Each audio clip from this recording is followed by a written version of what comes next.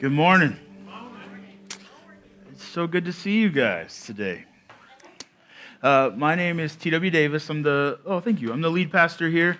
And we are in our Job series called, What's Your Response? What's your response?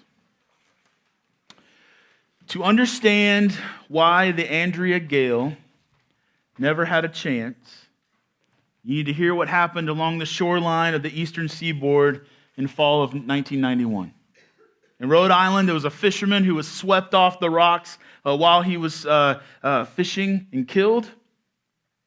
In New York, another man was fishing off a bridge. He lost his life, and they don't know if he was swept off by a high wave or the wind pushed him straight off the bridge.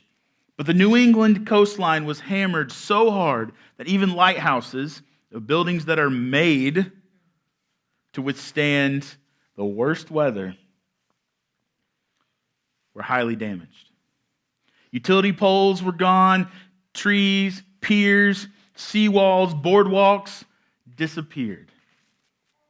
Flooding was extensive, houses were damaged, roads were closed, airports were closed, and at sea it was way worse. The Andrea Gale had a crew of 6. And it was a small fishing vessel, and it was caught square in the crosshairs of 3 storms that were colliding. And the movie about this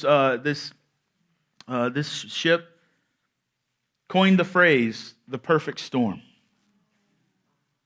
And it painted a graphic picture of this crew that was caught in the middle of overwhelming difficulty, pressed on every side. The fishing vessel went down sometime after midnight on October 28th. And ironically, its search and rescue satellite-aided tracking system washed ashore a week later on an island that no one's on. And when they found it, it had been switched off. Now, it could have been an accident. Could have happened while it was in the water or whatever else. They're made for it not to happen, but anything can happen, right? But it's also possible that the captain simply turned it off as a symbolic gesture of giving in to the worst storm he had ever seen. And if that's what happened, Job would understand. Job's story is so painful that his name is literally linked to suffering itself. To have a Job-like season of life is to suggest that the worst suffering is underway. His perfect storm involved grief beyond description. It involved physical pain that defied understanding. It involved spiritual pain that might have been the worst of all. For Job came to understand, even as hard rain began pelting him, that the God who could have prevented his suffering had chosen to allow it. The God who should have noticed his faithfulness, and indeed did, had decided to reward his faith with torture. And Job's friends only added to that misery. His wife didn't help at all. And as the skies got darker and things got worse and a thunderstorm blew in around him, Job is connecting the dots between the stormy weather and the difficult situation that he's in. It was a perfect storm of emotional, physical, and spiritual pain. And it descended on an old man, even as the storm overhead was thundering. This is how Job describes his storm. Terrors are turned upon me. My honor is pursued as by the wind, and my prosperity has passed away like a cloud. And now my soul is poured out within me. Days of affliction have taken hold of me. The night racks my bones. The pain that gnaws me takes no rest. With great force, my garment is disfigured. It binds me about like the collar of my tunic. God has cast me into the mire. I've become like dust and ashes, and I cry out for you to help, and you do not answer me. I stand, you only look at me. You've turned cruel to me. In the might of your hand, you persecute me. You lift me up on the wind. You make me ride it. You toss me about in the roar of the storm. You toss me about in the roar of the storm. If you've ever known disease, you know the storm. If you've ever known heart-piercing grief, you know the sensation. If you've ever been betrayed, forsaken, cheated, or hurted, been around my kid too long. You've known the horror at the heart of all of this. For the God of heaven, the very one the Bible tells us controls all things, at the same time, the God who is said will always love you all the time, no matter what, this same God allowed it to happen. You toss me about in the roar of the storm. As it comes to a conclusion, Job's poetic story indicates a gathering of the clouds, a blowing of winds, a storm so unimaginable, a storm of unimaginable magnitude. And eventually God speaks to Job out through this storm. His voice is surrounded by flashes of light and thunder, crashes of thunder. And as the storm rolled in, Job never moved.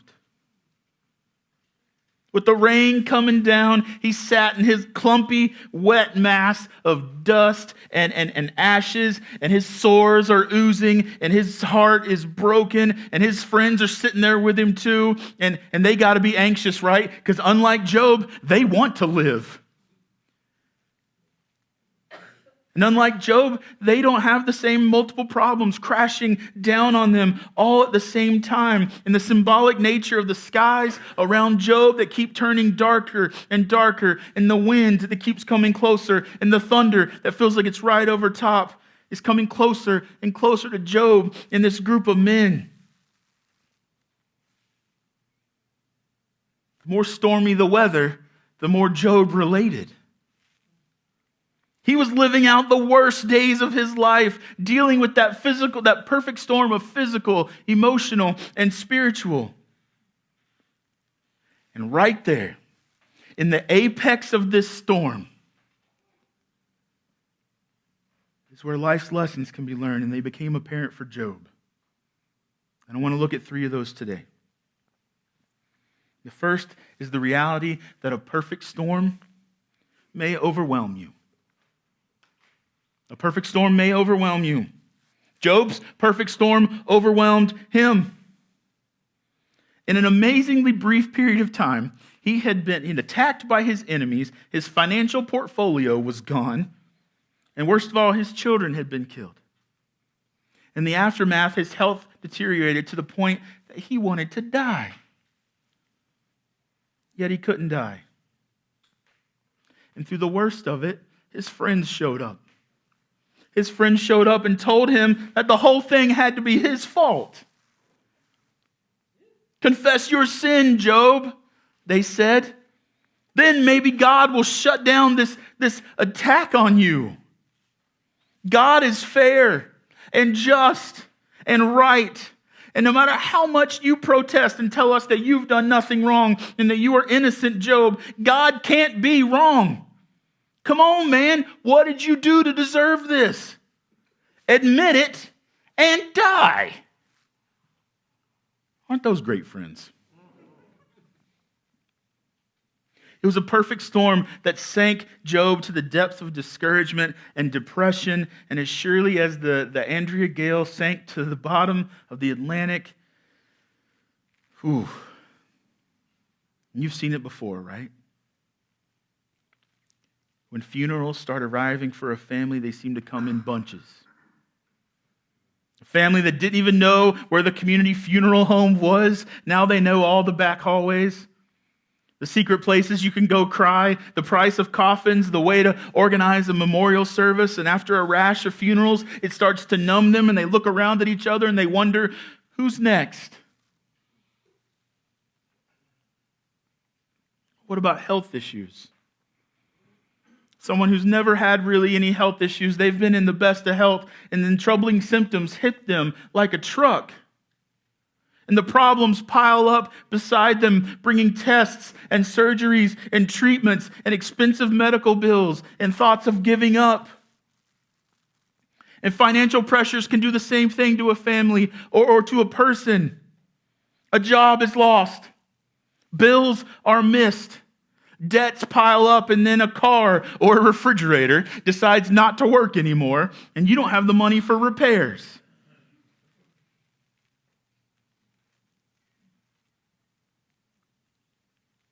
When the storm of financial worry is about to peak, changes are made. Attorneys are consulted, letters are written, phone calls are avoided, and it's just like dancing around lightning bolts in a storm, not knowing where the next one's going to hit.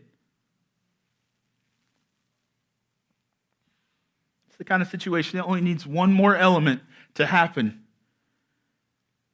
before the entire family is crushed under the wave of the perfect storm.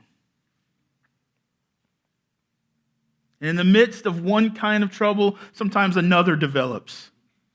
And it becomes worse, and it becomes overwhelming. And I have to tell you, Christians are not immune to this. Christians are not immune to this. You can't sing your favorite hymn and your problems go away. I tried.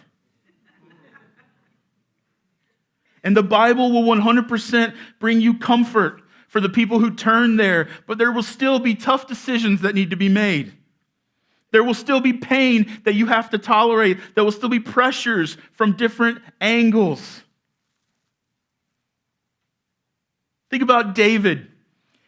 He knew what hurt looked like in every area of his life. I mean, he'd been promised the throne, and at one point, he lived as a fugitive for years before he got the throne. Joseph had a string of crushing disappointments. He was sold by his brothers. He was betrayed by his employer's wife. He was stuck in a prison he didn't deserve, and he had to be overwhelmed with discouragement. And he rallied after each disappointment, but don't think that he didn't struggle during that time. If you read that and you don't hear a man who is struggling, you are missing that story. Paul was so low in one of his letter writing sessions, he told Timothy that he'd been abandoned, that people had deserted him, and the only person he had left is Luke. And he'd been beaten, chased, arrested, scourged, caned, imprisoned, denied justice, and eventually he got shipwrecked. And through Paul's tremendous attitude and his faith, he knew real pain. The pain that can overwhelm a person, even if it's just for a season. If a perfect storm of problems overwhelms these great individuals in the Bible, including Job, we should not be surprised when circumstances overwhelm us. It's almost like Job held on to his faith, held on to his sanity by his fingertips, barely able to avoid the pit of complete destruction. The next thing I want you to know is a perfect storm might drive you away from God. Job was a great, great man of faith. He hadn't just gone through all the right motions, he lived it out. He had a heart to go along with those actions. He'd been so faithful, he was the subject of a conversation in heaven. And the Lord said to Satan, "Have you considered my servant Job? There is none like him on the earth, a blameless and upright man who fears God and turns away from evil." But after the storm battered Job long enough, he had some serious questions about God. The combination of pain and heartache and unending agony shattered the impression of God that he'd always known. The logic was impossible to miss. No matter how long Job tried to keep a good impression of God, his reality was this: if I recognize that God is in control of everything, why has God allowed this suffering? If God noticed the faithfulness of one of his humans, why would God reward that faithfulness with so much pain?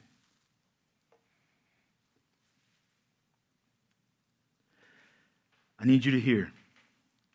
Pain is a powerful teaching tool. It is a powerful teaching tool, an incredible one. And it takes place when people connect with pain. Even when that pain is in the life of someone else, potentially. When the pain is severe enough. When it's shocking enough and the change is enormous enough, change can take place. That's in individuals. That's in groups of people. Foundational beliefs can be shaken. Prejudices can crumble. The thought of God can turn to things when they never were there before. Job's very public grieving led to a change in him. He demanded a hearing, and he demanded that God be the defendant.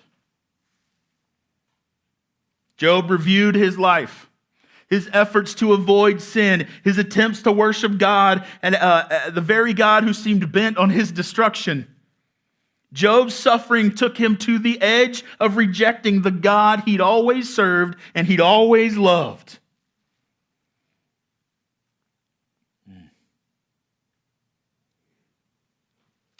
If you ever run into the perfect storm of pain and suffering, it may take you some time for you to place where you're really at. Thankfully, for those who endure the suffering, there's hope, even in the midst of it. That's the last life lesson that Job gives us here. God is most clearly revealed to us in the worst moments of our suffering. Sometimes life's most difficult circumstances can lead to life's most enlightening moments. In the classroom of suffering, important lessons are learned. It was that way for Job. Job had longed all his life to know God.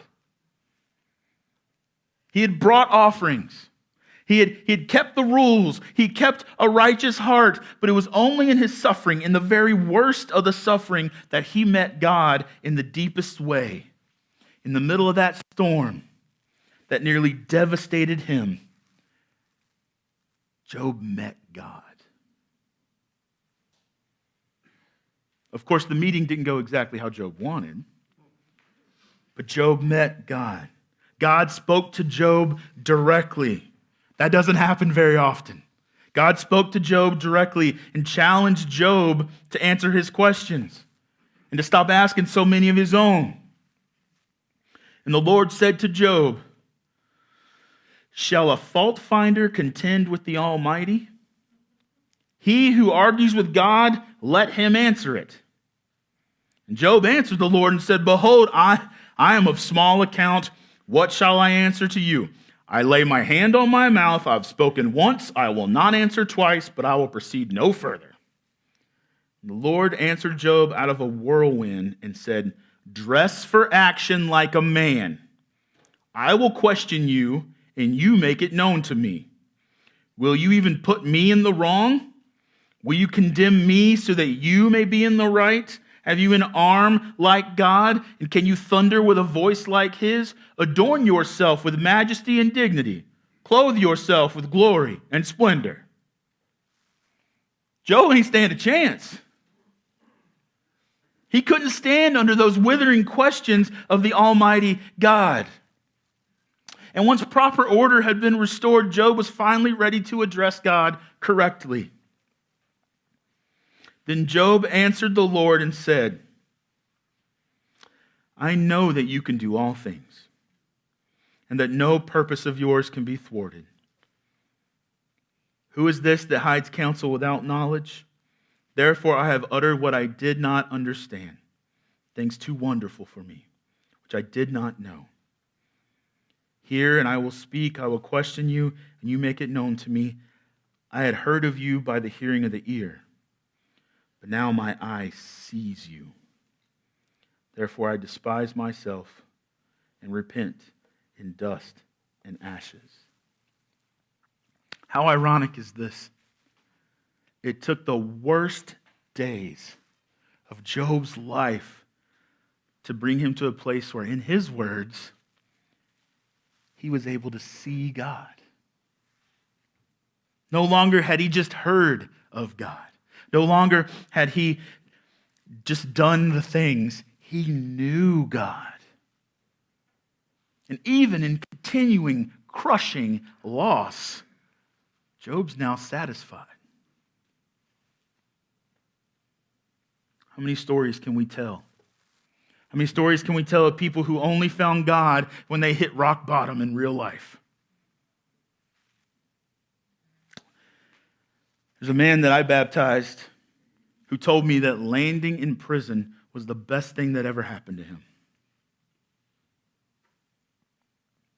His choices led to him being behind bars. But that's where he learned about the gospel. That's where he learned about Jesus. And if he hadn't gotten caught, he would have continued doing it and done way worse. When life-transforming truth becomes your own, prison turns from a place of confinement to a place of enlightenment. What about those who hear the terrible prognosis at a doctor's office? It's only then they decide to get serious about Jesus, serious about God. No wonder some people have said cancer is the best thing that ever happened to me. If it hadn't been for cancer, I'd never met the Lord. When people face life-threatening moments, planned or unplanned, they often seem to come face to face with the ultimate truth. Life is short, eternity's forever, and God's in charge. They have Job-like revelations in the peak of the storm that cause so much pain. And it's not always medical or physical emergencies. Financial hurricanes can sweep people away. There are times when you lose your job and you don't know why. And then something amazing happens afterwards. There was a gentleman who wanted to go on the mission trip with us last week. And he told me, I can't go because I don't have the vacation time. My work won't let me leave. And then a month later, he got laid off. And he went on the mission trip with us and started his new job the Monday we got back.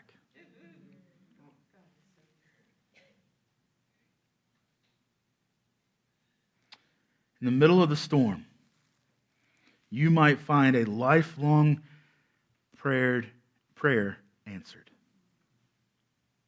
Jesus challenged us this way, but seek first the kingdom of God and his righteousness, and all these things will be added to you.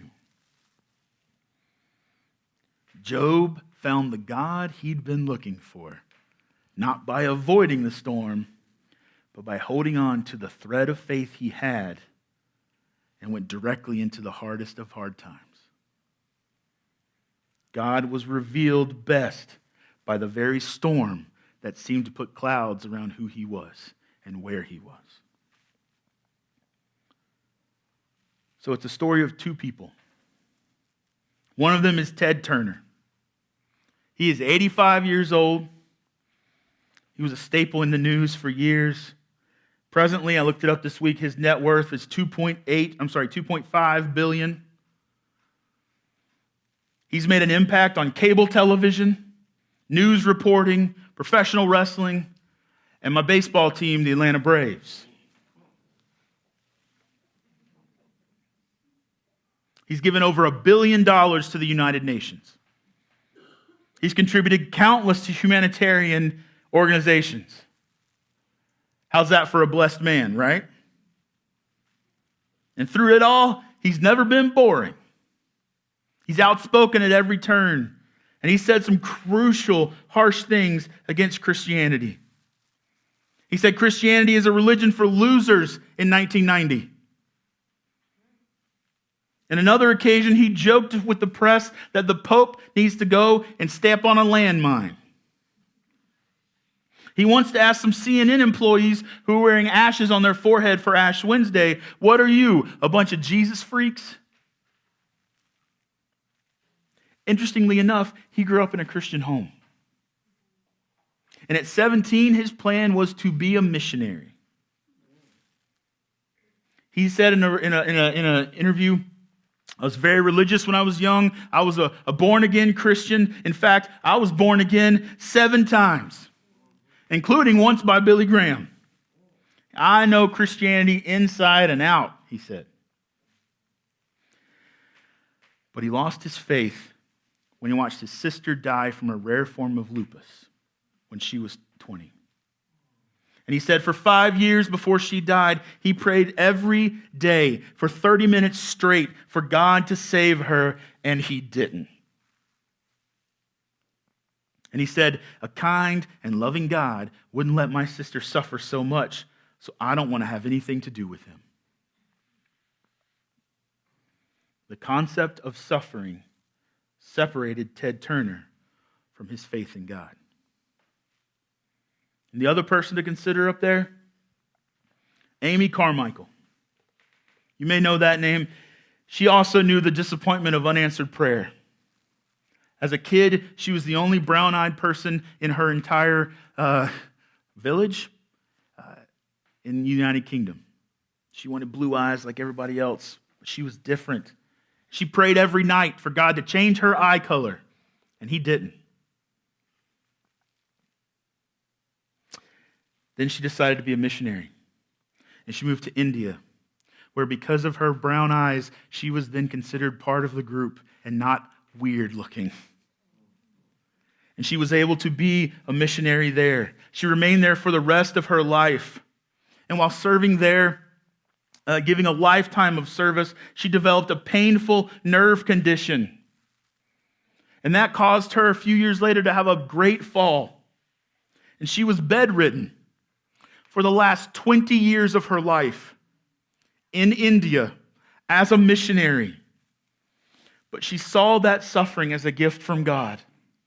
She said, a wise master never wastes his servant's time. She wrote most of her 46 books from that bed. Books that have inspired generations of believers and a host of missionaries. Her life and her books were the inspiration for Jim and Elizabeth Elliot. Her life and her books and her legacy inspired Mother Teresa in India as well. People who changed the world for Christ through her suffering. She saw her suffering turn to pure joy.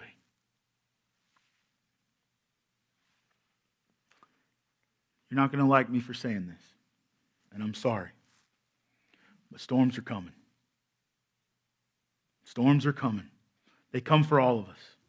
And you have a choice. You can either accept that as part of life, as Amy Carmichael did, or you can reject God because of that same suffering, like Ted Turner did. That's the question. You decide. So, what's your response? What storm do you want to turn over to God? What storm are you mad about and you need to turn it over to God? That's question number 1. And that may be some of you. Question number 2. In what storm were there dark clouds around you and you saw God in it? What storm do you need to tell God thank you for? In the back of in the seat back, I feel like a stewardess every time. in the seat back pocket in front of you, there's a card. It looks like that. And I want you to write down a storm. I want you to write down a storm. Either you're going through it right now and you can't see God in it, or a storm that's already happened and you couldn't see God in it, or a storm that you know God was with you in and you need to say thank you for.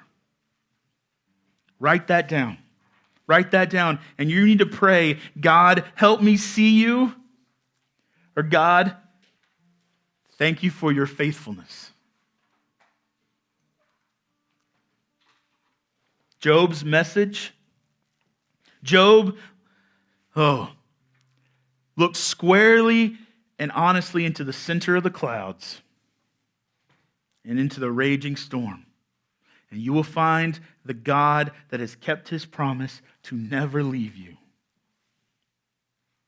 to never forsake you, to never stop using you for his glory. So as Tyler sings, take that card, fill it out, pray about it. And when the time comes, come up to the front, drop it in the basket, and then get your communion. That's your offering to God and your acceptance on his Son, Jesus Christ.